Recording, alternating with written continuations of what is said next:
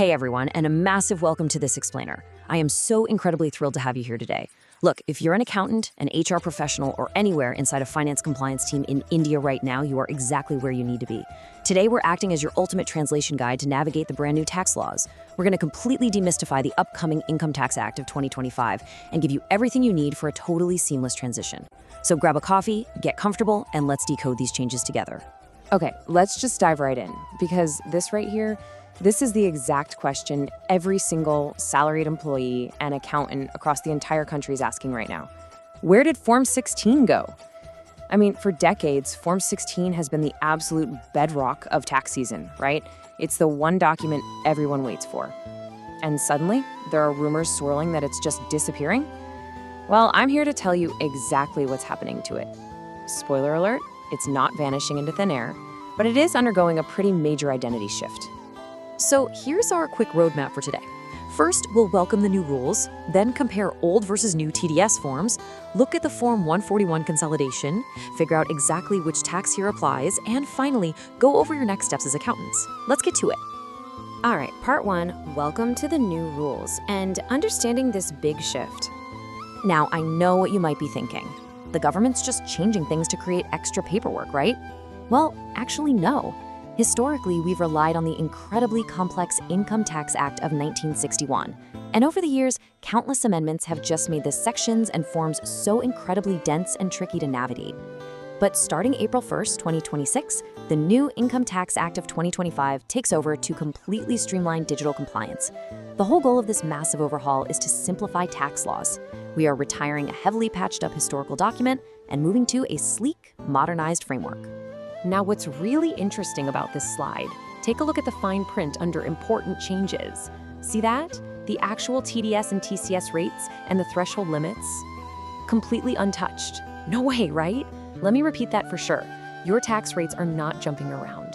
This major change is literally just a massive renumbering exercise. So if your finance team is currently panicking, you can confidently tell them to take a breath.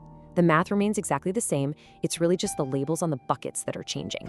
Moving right along to Section 2, Old versus New TDS Forms. Think of this as your new translation dictionary. Okay, let's open up that dictionary. We all have this tax vocabulary hardwired into our brains, and we need to map those familiar terms directly to the new reality. Here is the absolutely biggest change right out of the gate. Our old friend, the salaries superstar itself, Form 16, it is being replaced by the brand new Form 130. Yep, you heard me. Starting from the effective date, payroll software across India must generate Form 130 instead of the iconic Form 16 for all salary certificates. This is a monumental shift in how we talk. Every single employee email template you have that says download your Form 16 will literally need to be updated to say download your Form 130. And it definitely doesn't stop at certificates. Your quarterly salary TDS returns are making a massive jump too. We're moving from the old reliable Form 24Q straight over to the new Form 138. Just take a second to absorb that heavy-hitting change. Your quarterly details of TDS deducted on employee salaries, those will now be filed exclusively under Form 138. And this brilliantly illustrates the broader scope of the renumbering. We've put together a master translation directory for you here, so you can see the side-by-side comparison. Your non-salary TDS return shifts from Form 26Q to Form 140. The TCS return moves from 27EQ to 143. Dealing with non-residents, Form 27Q translates to Form 144. Oh, and the non-salary TDS certificate, which we used to call Form 16A, is now Form 131.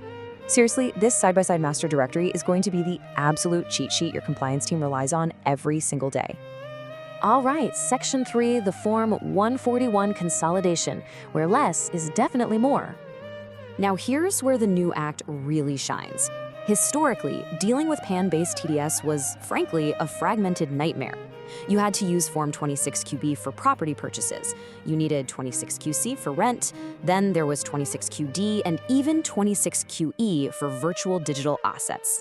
That is 4 separate, distinct, clunky forms causing major headaches and seriously increasing the risk of filing errors for those specific transactions.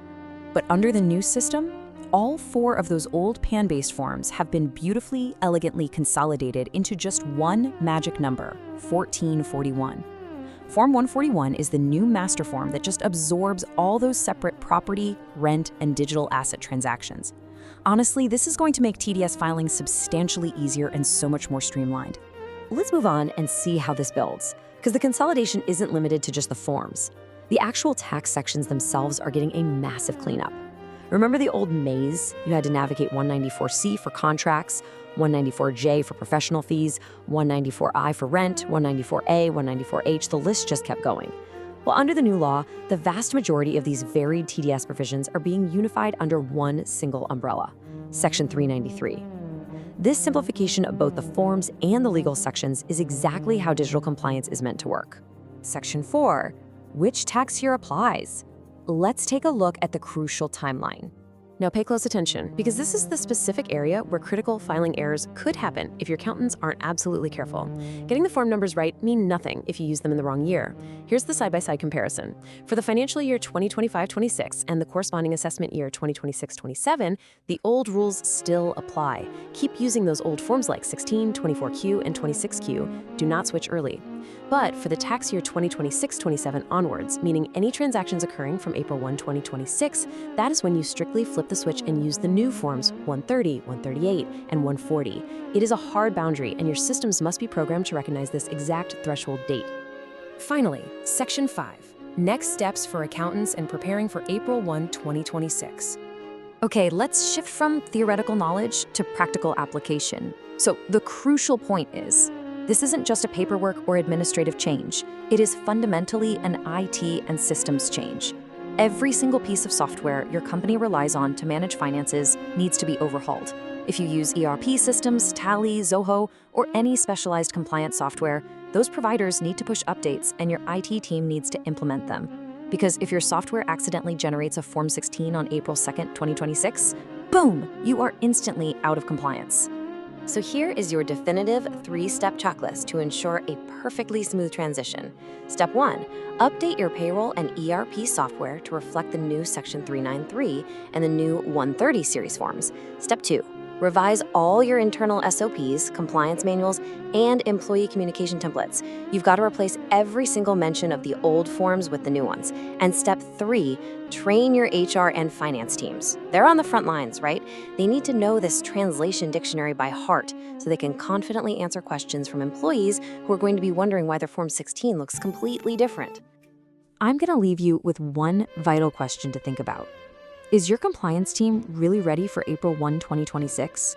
The clock is absolutely ticking, and while the math of the tax remains exactly the same, the mechanics of how we report it are undergoing a historic shift. Don't wait until the last minute to update your systems and train your people. I highly encourage you to share this explainer with your wider finance department, start revising those SOPs today, and approach this massive transition with absolute confidence. Thank you so much for joining me on this deep dive. Stay focused, stay compliant, and keep learning.